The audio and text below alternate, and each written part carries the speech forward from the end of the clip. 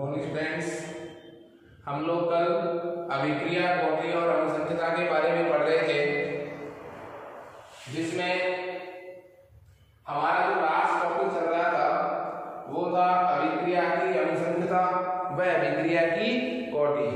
मैंने दोनों की आपको परिभाषा बताई थी।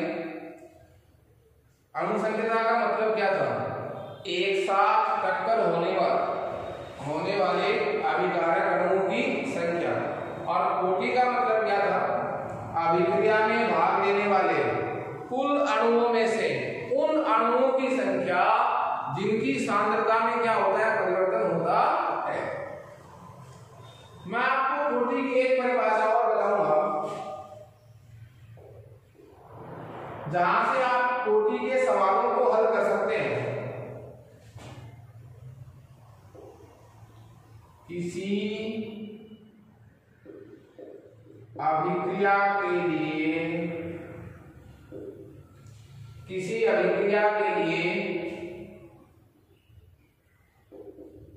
निर्धारित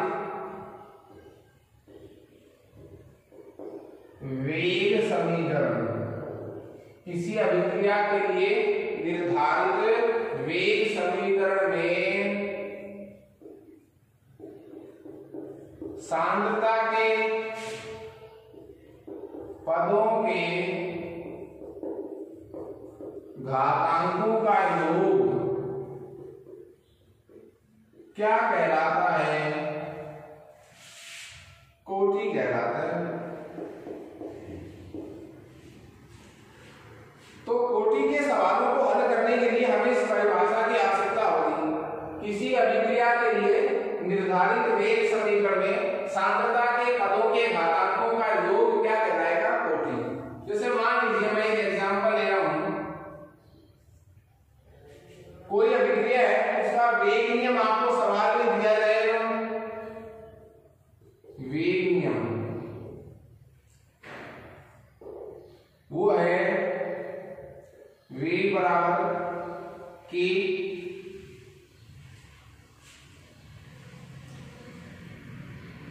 a की पावर 1 और b की पावर 1। ये आपको वेग नियम दिया गया है सर। अब देखिए, इसमें आपको वेग नियम तो दे दिया, इसमें वेग समीकरण दे दी, तो आपको इस अभिक्रिया की कोटि कैसे ज्ञात करनी होगी? देखिए, किसी अभिक्रिया के लिए निर्धारित वेग समीकरण, ये आपका क्या हो गया? वेग समीकरण। ये आपको सवाल में दिया जाएगा, ये वाला में सांद्रता के पदों, सांद्रता के पद कौन से हैं? ये दोनों। तो सांद्रता के पदों के घातांकों का योग। अब घात कितने? देखो, यहां कुछ भी नहीं है तो कितना माना जाएगा? 1। यहां भी कितना माना जाएगा? 1। तो हो जाएगा कि सांद्रता के पदों के घातांकों का योग हमें करना है, तो यहां कितना घात है? 1। यहां कितनी है? 1 और 1 2। तो इस अभिक्रिया की कोटि कितनी हो गई? 2। एक एग्जांपल और ले लेते हैं हम। आपको क्या दिया जाएगा? वेग समीकरण। वेग समीकरण आपको सवाल में मिलेगा। मैं एक और लिख देता हूं वेग समीकरण। वेग बराबर k 1 और b की पावर 1/2।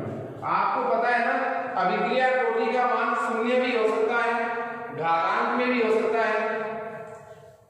ये वेग नियम दे दिया। करना क्या है?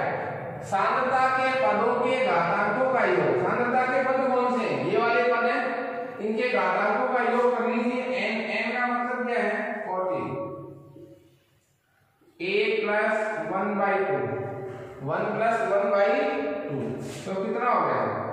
3/2। ये आ गया आपके पास क्या? कोटि का मान। तो कोटि के सवालों को हल करने के लिए आपको ये परिभाषा आनी चाहिए कि निर्धारित वेग समीकरण में सांद्रता के पदों के घातांकों का योग उस अभिक्रिया की क्या कहलाता है? कोटि कहलाता है। इसके बाद हमारा नेक्स्ट टॉपिक इंपॉर्टेंट स्टार्ट होने जा रहा है शून्य कोटि अभिक्रिया।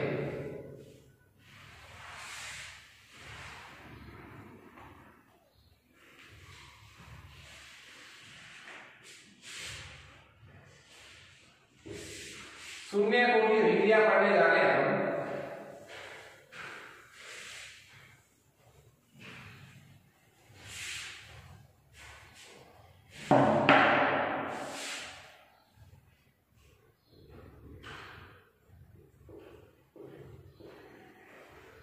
शून्य कोटि अभिक्रिया। शून्य कोटि अभिक्रिया की सबसे पहले हम पढ़ेंगे परिभाषा।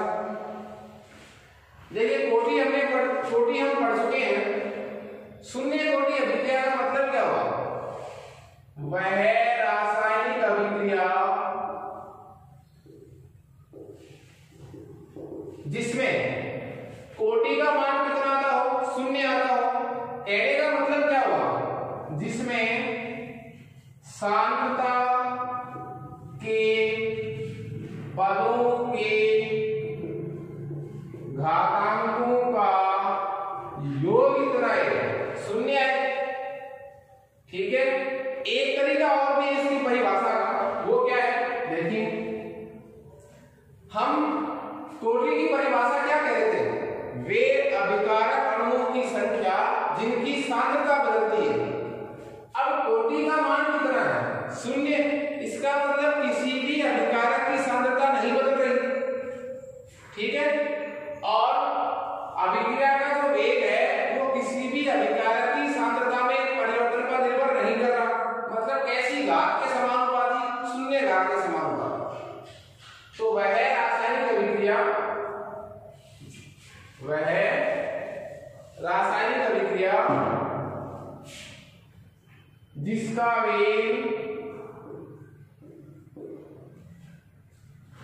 जिसका वेग वह रासायनिक अभिक्रिया जिसका वेग जो है वो किसी भी अभिकारक की सांद्रता पर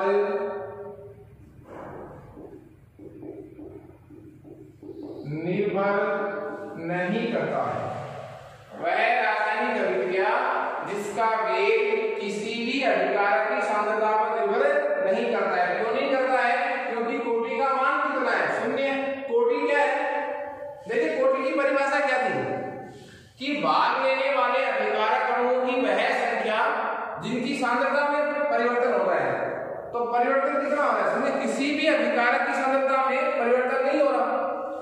एक परिभाषा क्या कह सकते हैं कि अभिक्रिया का जो वेग है वो सांद्रता पर निर्भर कर ही नहीं रहा, क्योंकि कोटि क्या हो रही है? शून्य। मान लीजिए आपके पास एक शून्य कोटि की अभिक्रिया है। ए एक अभिकारक है। ए क्या है? एक अभिकारक। और वो किसमें चेंज हो रहा है? पी में। ये कैसी कोटि की अभिक्रिया बता रहा हूं मैं? शून्य कोटि की मान कर रहा हूं।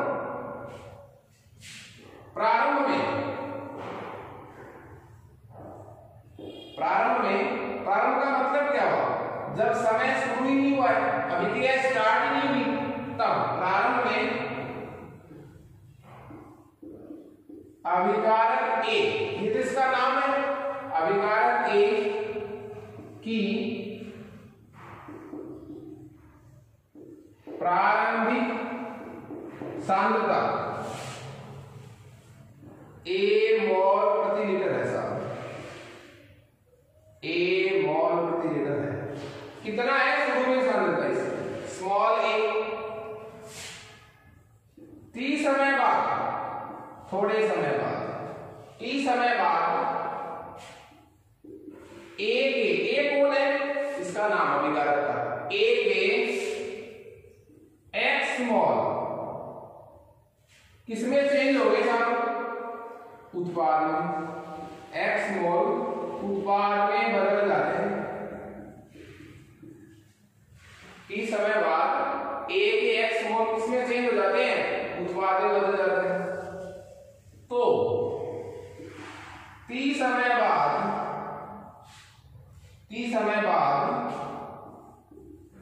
a की जो सांद्रता है वो कितनी रह जाती है, a माइनस एक्स रह जाती है। यहां तक आपको समझ में आना चाहिए। वापस से सुन लीजिए आप, कोटि कितनी है, शून्य। कहने का मतलब अभिक्रिया में कितने भी अभिकारक भाग लें, किसी की भी सांद्रता में बहुत ज्यादा परिवर्तन नहीं आ रहा। प्रारंभ में इसकी सांद्रता कितनी बताई जा रही है, स्मॉल a। थोड़े समय बाद इसमें से x मोल कम हो गए, इसमें से a में से कुल मात्रा a थी वो किसमें चेंज हो गई, p में। तो इस a की सांद्रता कितनी रह गई, a माइनस एक्स। क्लियर है? कोटि का मतलब मैं आपको बता ही चुका हूं। देखिए तो अभिक्रिया का वेग क्या होगा, तो अभिक्रिया वेग को मैं क्या लिखूंगा, देखिए द्रव्यानुपाती क्रिया के नियम से क्या होता है, द्रव्यानुपाती क्रिया के नियम से क्या होगा जी, किसका वेग निकाल रहे हैं, अभिकारकों के संदर्भ में।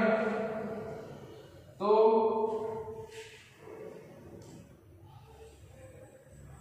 किसकी सांद्रता में परिवर्तन, a की सांद्रता में परिवर्तन में लगा समय, यह अभिक्रिया का वेग हो गया साहब। किसके समानुपाती होगा, द्रव्यानुपाती क्रिया का नियम क्या कहता है कि अभिक्रिया का वेग जो है वो अभिकारकों की सांद्रता के गुणनफल के समानुपाती होता है। तो ये इसकी सांद्रता एक शून्य कोटि है, इसलिए घात कैसी, शून्य घात के समानुपाती। अभिक्रिया का वेग अभिकारकों की सांद्रता के शून्य घात के समानुपाती। जब प्रथम कोटि आएगा तो अभिक्रिया का वेग अभिकारकों की सांद्रता की प्रथम घात के समानुपाती। ठीक है, ये माइनस साइन क्यों दिखाया जा रहा है, क्योंकि समय के साथ अभिकारकों की सांद्रता क्या होती है, कम। मैं इस सेंटेंस को देखिए, ये अभिक्रिया में किसके संदर्भ में है, अभिकारकों के संदर्भ में।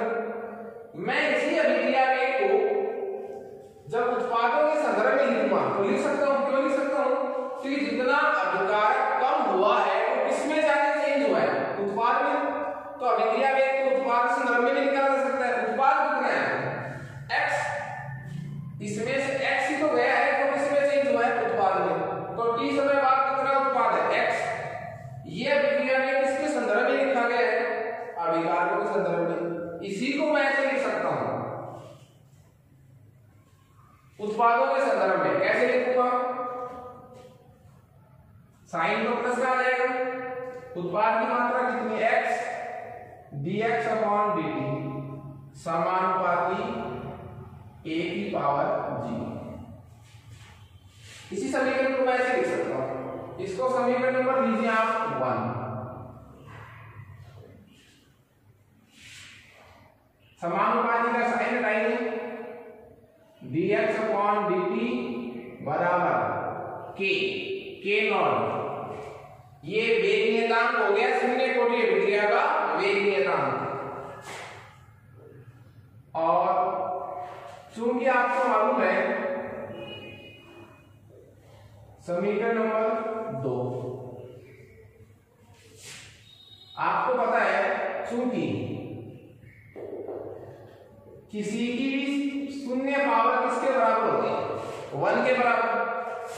तो dx अपॉन dt बराबर कीजिए समीकरण नंबर 3। ये समीकरण नंबर 3 क्या है, ये है अवकलित वेग समीकरण। अवकलित वेग समीकरण किसके लिए, शून्य कोटि अभिक्रिया के लिए। और k0 क्या है, शून्य कोटि अभिक्रिया का वेग नियतांक। अब हम इसको समाकलित करेंगे। समाकलन करेंगे तो अवकलन निरस्त हो जाएगा, समाकलन से उसको निरस्त कर देगा अवकलन को। तो समीकरण 3 का क्या करें, समाकलन करने पर समीकरण 3 का समाकलन कीजिए तो ये हो जाएगा, मैं पक्षांतर कर दूंगा इसका, dx k0 नियत राशि है उसका समाकलन नहीं होता, बाहर रह जाएगी dt। समीकरण नंबर 4,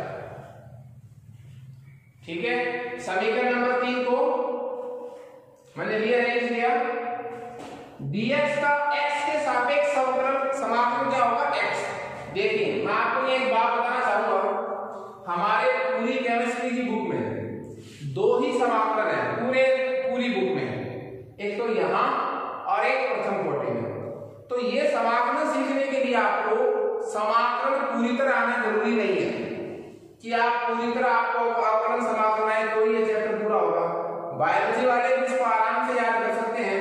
सिर्फ हमारे पास 2 ही समाकलन है, एक तो शून्य कोटि में और एक प्रथम कोटि में, बाकी किसी भी केमिस्ट्री के चैप्टर में कोई समाकलन अवकलन नहीं है, इसलिए ज्यादा समाकलन पढ़ने की जरूरत हमें नहीं है। इजीली याद हो जाएगा, dx का x के सापेक्ष क्या होगा, x बराबर k0 है, dt का t के सापेक्ष क्या समाकलन होगा, p प्लस c। c क्या है, c समाकलन नियतांक है। कब, जब समाकलन की लिमिट नहीं दी होती है कि आप कौन सी राशियों के मध्य इसको समाकलित कर रहे हो, तो समाकलन की लिमिट नहीं दे रखी तो नियतांक क्या आ गया, c। यहां c क्या है, c है समाकलन नियतांक, ठीक है। तो समीकरण नंबर कितना हो गया, ये 5। हमें c का मान निकालना है, c के मान है, c के मान है, आपको पता है चूंकि जब समय कितना था 0, जब अभिक्रिया शुरू ही नहीं हुई थी तब समय जब 0 था, t बराबर 0 पर x बराबर क्या था 0। x क्या है, उत्पाद की मात्रा, t समय बाद x मोड, इसमें से x किसमें चेंज हो गया, इसमें, तो ये कितना है x t समय बाद। तो जो अभिक्रिया शुरू ही नहीं की है तो x कितना है 0। तो समीकरण 5 से ये दोनों कंडीशन आप इसमें रखें, 0 बराबर 0 प्लस c, इसलिए c की वैल्यू कितनी आ गई 0, समाकल नियतांक की वैल्यू कितनी आ गई 0। मान c का मान आप समीकरण 5 में रखने पर, c का मान किसमें रखेंगे, समीकरण नंबर 5 में, तो x बराबर k0 t प्लस 0, ये तो हट गया 0, छोड़ दो इसको, तो हमारे पास आ गया k0 बराबर x अपॉन t। समीकरण नंबर ये तो 6 और ये कितना 7। जो समीकरण 7 है वो हमारे लिए क्या है, वो है समाकलित वेग समीकरण, समाकलित वेग समीकरण। ये हमारे पास शून्य कोटि अभिक्रिया का समाकलित वेग समीकरण आया। मैं इसको आपके सामने वापस से रिवाइज करूंगा। आप लोग सिर्फ और सिर्फ जब हम प्रथम कोटि पढ़ेंगे बहुत इजीली पढ़ेंगे, यही पैटर्न अपन उसमें लगाएंगे। आपको थोड़ा सा शुरू का मैटर आपको याद रखना है।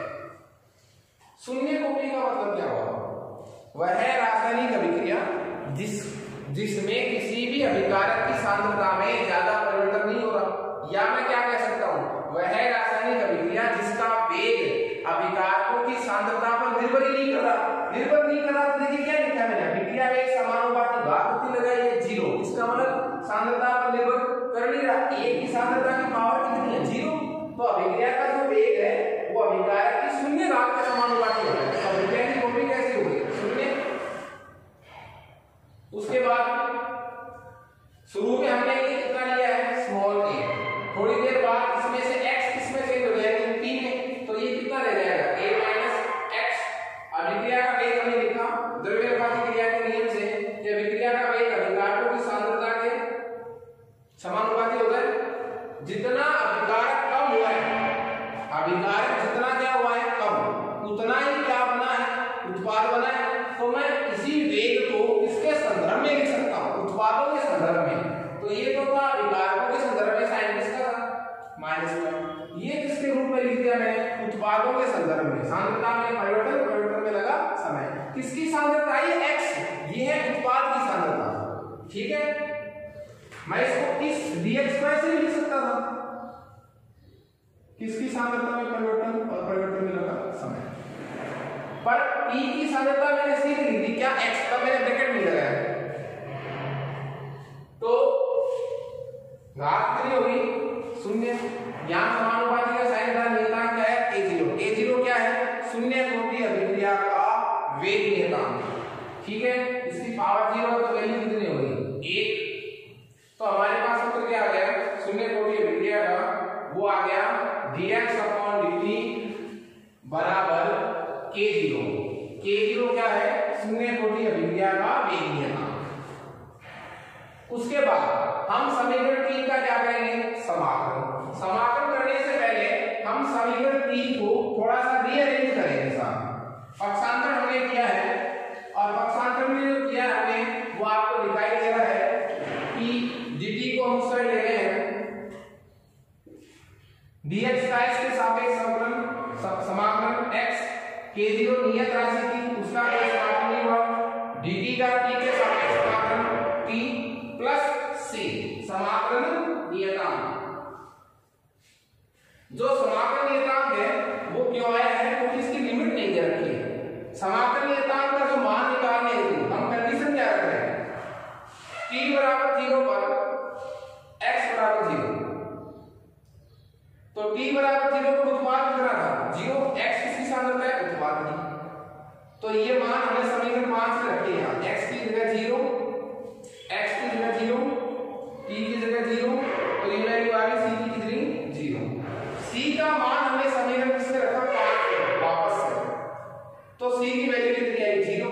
अब इस समीकरण 5 में c की वैल्यू हमने 0 रख दी, तो हमारे पास बच क्या गया x बराबर k0t, c का मान 0 हो गया।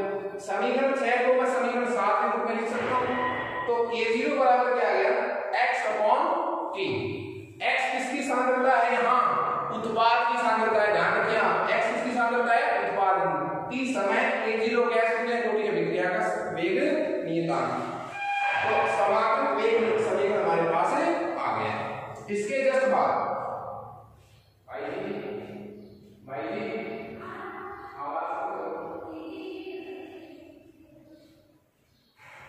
इसके जस्ट बाद हमारे पास ये समीकरण नंबर 7 आ गया जो समाकलित वेग समीकरण है, किसके लिए शून्य कोटि अभिक्रिया के लिए।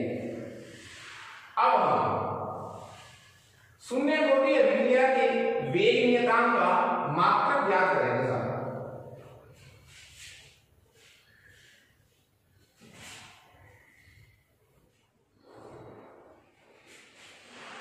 देखिए हमारे पास जो समाकलित वेग समीकरण आया है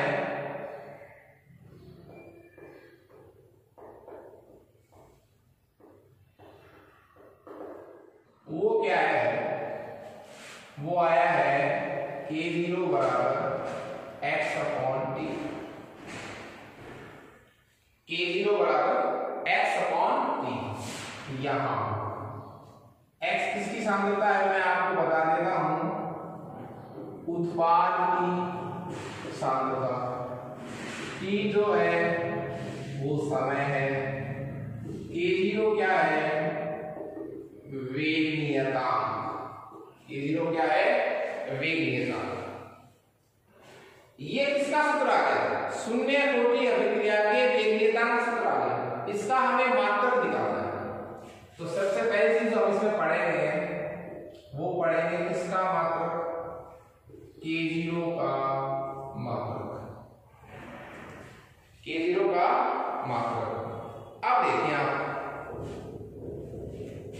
एक सूत्र, जनरल फॉर्मूला, आप किसी भी कोटि के वेग नियतांक का मात्रक निकाल सकते हैं। ये तो कैसी कोटि थी? शून्य कोटि। शून्य कोटि का वेग नियतांक क्या हो गया? K0। प्रथम कोटि का वेग नियतांक क्या हो जाएगा? K1। किसी भी कोटि का वेग नियतांक का मात्रक यदि आप निकालना चाहें तो जनरल फॉर्मूला मैं आपको यहां बता देता हूं। Kn मोल प्रति लीटर 1 - n सेकंड इनवर्स। ये जनरल फॉर्मूला है, आप किसी भी कोटि के लिए इसको इस्तेमाल कर सकते हैं। ओके, देखिए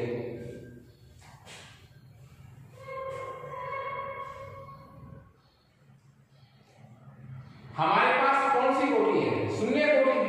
तो n की वैल्यू कितनी रख दो? 0। इसके लिए शून्य कोटि, शून्य कोटि के लिए n बराबर कितना होगा? 0।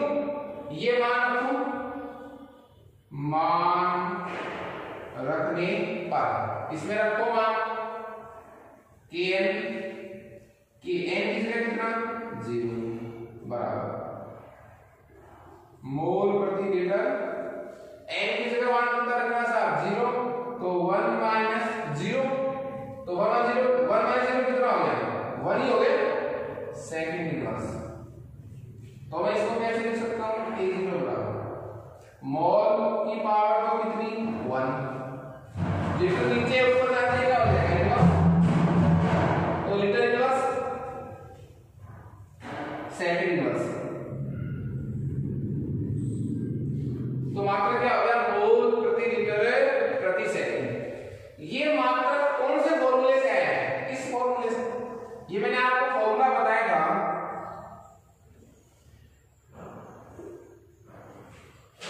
आप इस फॉर्मूले की बजाय इसके सूत्र से निकालेंगे तो भी हो जाएगा, चेक हो जाएगा। ये मैंने K0 का मात्रक निकाला है। कहां से निकाला है? इस सूत्र से निकाला है, जिससे आप किसी भी कोटि के वेग नियतांक का क्या निकाल सकते हैं? मात्रक निकाल सकते हैं।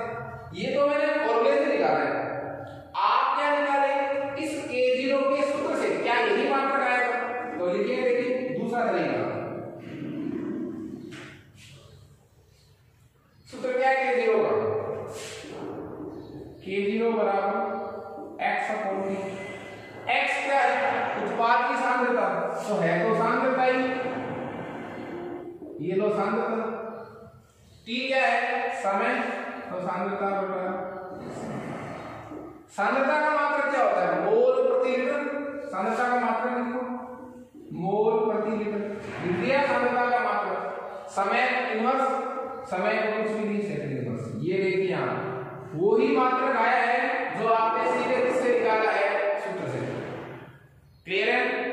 तो आप वेग नियतांक के सूत्र से जो मात्रक निकालेंगे वही मात्रक किससे आएगा? सूत्र से। उसका फर्क क्या है? सूत्र का फायदा क्या है हमारे पास?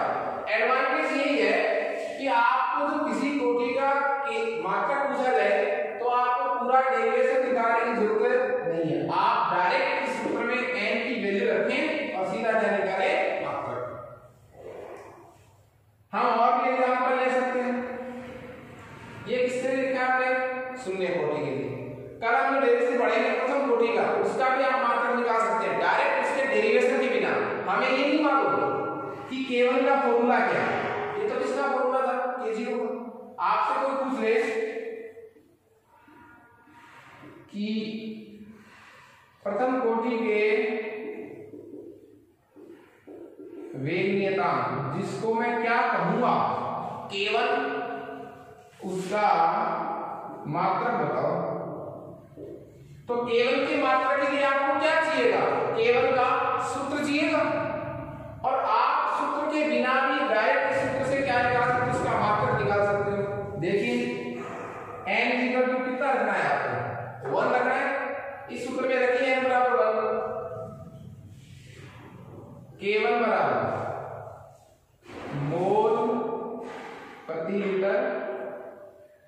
1 माइनस n है, तो n की वैल्यू 1 सेकंड इनवर्स, तो k1 बराबर 1 माइनस 1 कितना हो गया 0, 0 हो गया, ये पूरा तो 0 हो गया, रह क्या गया सेकंड इनवर्स। ये किसका मात्रक आ गया, ये आ गया प्रथम कोटि के वेग नियतांक का मात्रक, जो क्या है सेकंड का इनवर्स। समय को आप मिनट में भी ले सकते हैं, तो मिनट इनवर्स, ईयर में भी ले सकते हैं, तो ईयर इनवर्स।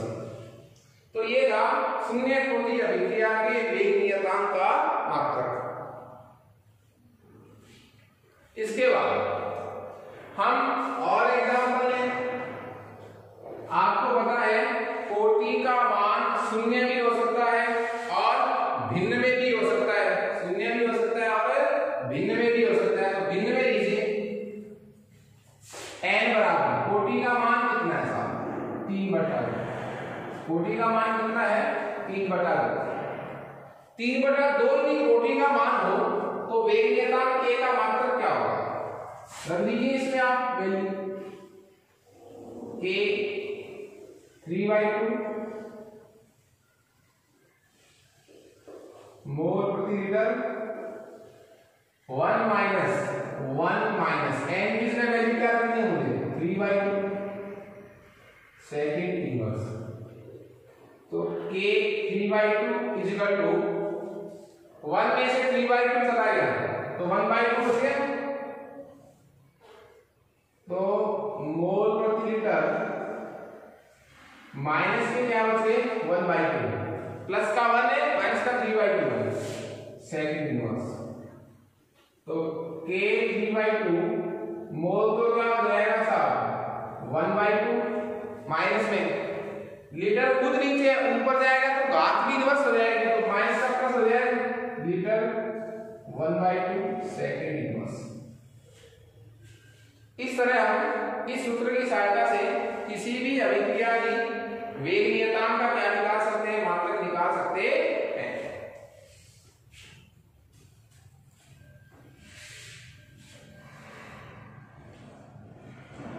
अब हम इसमें दूसरा ऑप्शन पढ़ेंगे हाफ लाइफ अर्ध आयु, बहुत इंपॉर्टेंट टॉपिक है अर्ध आयु का, न्यूमेरिकल के लिए भी और डेरिवेशन के रूप में।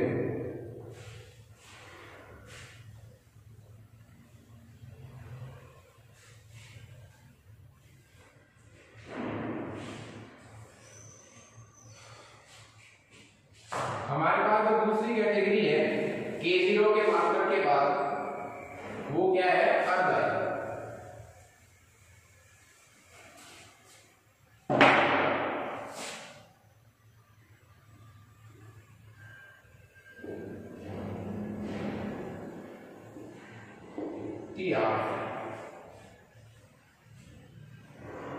देखिए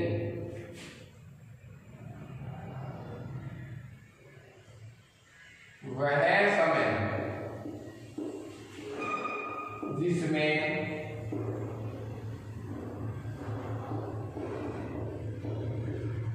अभिकारकों की आधी मात्रा आधी सांद्रता, वह समय जिसमें अभिकारकों की आधी सांद्रता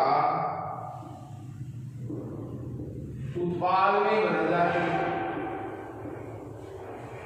वह समय जिसमें अभिकारकों की आधी सांद्रता किससे बदल जाती है उत्पाद में। मैं इसको ऐसे नहीं कह सकता हूं जितने आपने अभिकारक लिए वो आधे किसमें चेंज हो गए उत्पाद में, उस समय को उस अभिक्रिया का क्या बोलेंगे अर्ध आयु। तो देखिए अर्ध आयु के लिए दो कंडीशन है साहब, अर्ध आयु के लिए क्या है दो कंडीशन है। हमें t को किससे रिप्रेजेंट करना पड़ेगा t आप से, t बराबर क्या रख दिया मैंने t आप, और x बराबर लिखना पड़ेगा a/2। x किसकी सांद्रता है उत्पाद की, आधे समय बाद कितना उत्पाद बनेगा जितना अभिकारक का क्या होगा आधा। इस बात को समझिए आप, मैंने कुल अभिकारक कितना लिया था a मोल प्रति लीटर लिया था, मैंने कहा था कुल अभिकारक कितना है, अर्धायु क्या होती है कि वह समय जिसमें आधे अभिकारक उत्पाद में बदलते हैं। उत्पाद कौन था x, आधे समय बाद ये कितना दे जाएगा, आधा, ये आधा कहां चला गया था उत्पाद में। तो अभिकारक जितना कम हुआ है वही तो क्या बना है, उत्पाद बना है। तो उत्पाद की मात्रा किसके बराबर हुई, अभिकारकों की आधी मात्रा के बराबर। आधे समय बाद मैंने क्या कहा, जिसमें अभिकारकों की आधी सांद्रता उत्पाद में बदल जाती है, अभिकारक कितने रह जाते, आधे। अभिकारक पूरे कितने थे, एक, आधे कितने हो गए, a/2। तो आधे समय बाद अभिकारक कितना रह गया, a/2। ये आधा कहां चला गया, यही तो उत्पाद है, आधा। तो उत्पाद किसके बराबर हो गया, a/2। तो x = a/2, मतलब उत्पाद कितना है, अभिकारकों का आधा। क्यों, फिर जितना अभिकारक कम हुआ है वो किसमें ही तो चेंज हुआ है, उत्पाद में। तो ये दोनों मान हम इस सूत्र में रखेंगे, कौन से में, समाकलित वेग समीकरण वाले सूत्र में। तो मान रखने पर रखिए k0 बराबर x की जगह क्या रखूं, a/2। चलिए मैं लिख देता हूं, इस सूत्र में हमें मान रखना, सूत्र ये था हमारे पास, रखिए मान k0 बराबर x का मान हो जाएगा a/2, t की जगह क्या हो जाएगा, tr। हमें वैल्यू किसकी दी है, tr।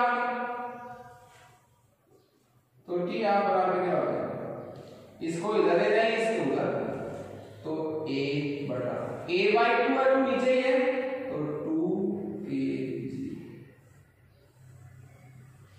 समीकरण नंबर ये तो 1 हो जाएगा और ये कितना हो जाएगा, ये आ गया हमारे पास शून्य कोटि अभिक्रिया की अर्धायु का सूत्र, कि यहां बराबर a/2k0।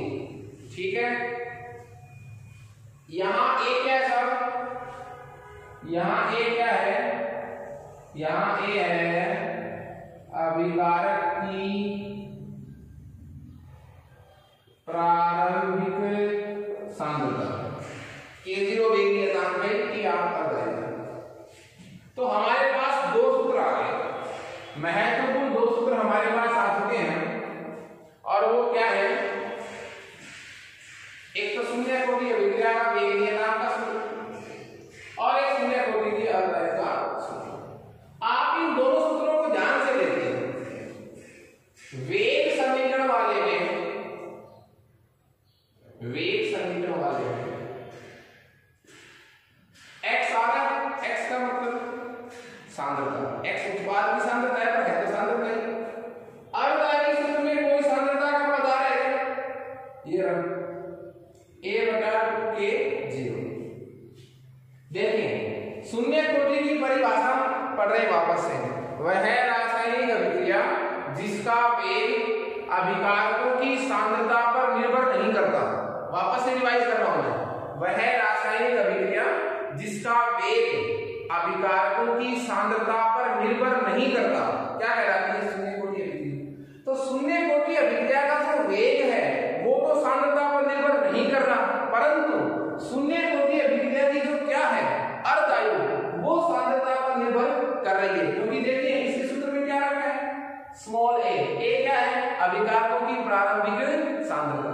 तो इसका मतलब क्या हो गया, समीकरण 2 से बात क्या स्पष्ट हो रही है, समीकरण 2 से क्या बात स्पष्ट हो रही है कि शून्य कोटि अभिक्रिया की अर्धायु का मान अभिकारकों की सांद्रता पर निर्भर करता है, जबकि शून्य कोटि अभिक्रिया का वेग अभिकारकों की सांद्रता पर निर्भर नहीं करता है।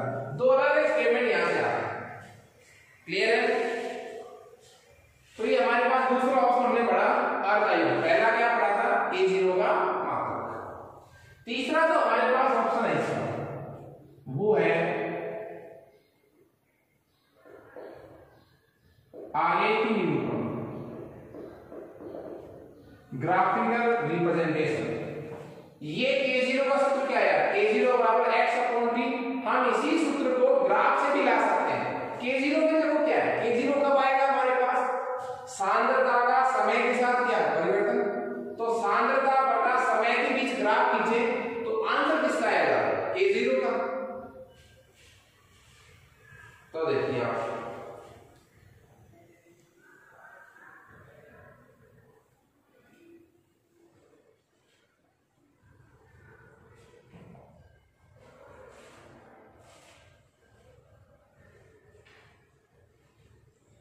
डेरिवेशन बोर्ड क्लास में बहुत बार पूछा गया, बोर्ड एग्जाम में भी, कि शून्य कोटि अभिक्रिया का जो वेग है वो सांद्रता पर निर्भर नहीं करता है, जबकि शून्य कोटि अभिक्रिया का जो अर्धआयु है वो सांद्रता पर निर्भर करता है।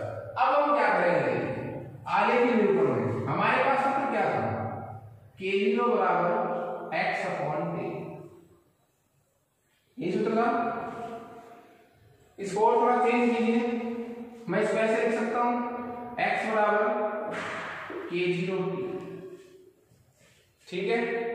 इस समीकरण की आप सरल रेखा के समीकरण से तुलना कीजिए। मैं किससे तुलना करूंगा, सरल रेखा के समीकरण से इसकी क्या करूंगा, तुलना। सरल रेखा का समीकरण क्या है, y बराबर mx प्लस c। ये सरल रेखा का क्या है समीकरण, जिससे हमें सरल रेखा प्राप्त होगी।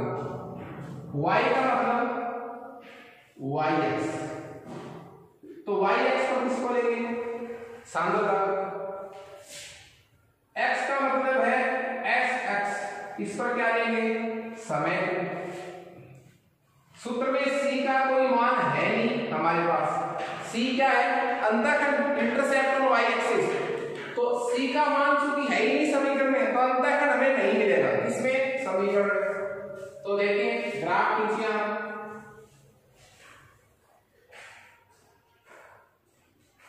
ये y एक्सिस पर तो किसको लिया है, y एक्सिस को किसको लिया है, x को।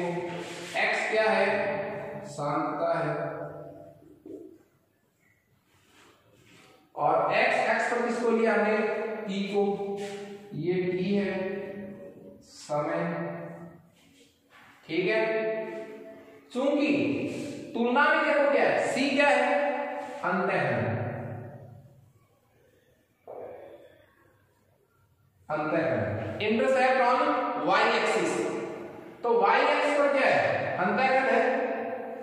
अंतःखंड का मान चूंकि सूत्र में है ही नहीं, तो अंतःखंड नहीं बनाना, अंतःखंड नहीं बनेगा तो रेखा कहां से शुरू होगी, मूल बिंदु से। इस y एक्सिस पर अंतःखंड है ही नहीं, तो रेखा कहां से शुरू होगी, मूल बिंदु से। तो मूल बिंदु से निकलती है कैसी रेखा प्राप्त होगी, हमें सरल रेखा प्राप्त होगी, ठीक है। कोई अंतःखंड नहीं है, अंतःखंड कहां बनता, y एक्सिस पर, वो तो है ही कैसे, इस तरह ऐसे शुरू होगा, तो ये क्या हो जाएगा, अंतःखंड। और अंतःखंड में वैल्यू नहीं है सूत्र में c, तो ये कहां से होगी, मूल बिंदु से, ठीक है। उसके बाद रेखा का जो ढाल है, जो स्लोप है, m क्या है, स्लोप मतलब क्या है, ढाल। ढाल किसके बराबर है, k0 के। तो हमें जब हम x और किसके बीच ग्राफ खींचेंगे, t के बीच, तो हमें मूल बिंदु से गुजरती हुई कैसी रेखा प्राप्त होगी, सरल रेखा। सरल रेखा तो प्राप्त होगी कहां से गुजरती हुई, मूल बिंदु से। मूल बिंदु से क्यों भाई, क्योंकि सूत्र में किसकी वैल्यू नहीं है, c नहीं है, मतलब क्या नहीं है सूत्र में, अंतःखंड नहीं है, तो रेखा कहां से गुजरनी पड़ रही है हमें, मूल बिंदु से। सीधी रेखा है, m क्या है यहां पर, स्लोप, ढाल। तो जो इस रेखा का ढाल आएगा, tan थीटा ढाल आएगा, वो ढाल हमें किसकी वैल्यू बताएगा, k0। क्यों, m की वैल्यू किसके बराबर आ रही है, k0। तो हम k0 का मान दो तरीके से सॉल्व कर सकते हैं, x/t सूत्र से भी, और ग्राफ जब हम खींचेंगे, जब हम x और t के बीच ग्राफ खींचेंगे, तो मूल बिंदु से गुजरती हुई सीधी रेखा प्राप्त होगी। रेखा का जो ढाल आएगा, इस रेखा का जो ढाल है m, रेखा का जो क्या है, ढाल, वो ढाल ही इसका मान होगा k0 का। तो रेखा का ढाल ज्ञात कर लेंगे tan थीटा, उससे हम शून्य कोटि अभिक्रिया का वेग नियतांक ज्ञात कर लेंगे, ओके। फिर हमारे पास है शून्य कोटि अभिक्रिया के उदाहरण। शून्य कोटि अभिक्रिया के उदाहरण का मतलब क्या हुआ, वह है रासायनिक अभिक्रिया जिसका वेग अभिकारकों की सांद्रता पर निर्भर नहीं करता। तो ऐसे एग्जांपल लेंगे जिनमें अभिकारकों की सांद्रता बदल नहीं रही है, बहुत नगण्य परिवर्तन जिनमें होता है। देखिए सूर्य के प्रकाश की उपस्थिति में, सूर्य के प्रकाश की उपस्थिति में किसका संश्लेषण, HCl का संश्लेषण, hydrogen gas Cl2 gas in the presence of sunlight Hν, sunlight में क्या बन जाएगा HCl। तो हाइड्रोजन और क्लोरीन की सांद्रताएं जो है वो नगण्य रूप से परिवर्तित होती है। अमोनिया का विघटन भी करवा सकते हैं। एक एग्जांपल और देखिए आप, प्लेटिनम की सतह पर किसका विघटन, अमोनिया का विघटन, प्लेटिनम की सतह पर अमोनिया का विघटन। तो ये आपके पास अमोनिया है साहब NH3, प्लेटिनम की सतह पर तो N2 प्लस H2, नाइट्रोजन 1 है तो 1/2, ये 3 है तो 3/2। ये दोनों ही एग्जांपल कैसी कोटि के हैं, शून्य कोटि के एग्जांपल, जिसमें अभिक्रिया का वेग अभिकारकों की सांद्रता पर निर्भर नहीं कर रहा है। मेरा आपसे एक निवेदन ये है कि आप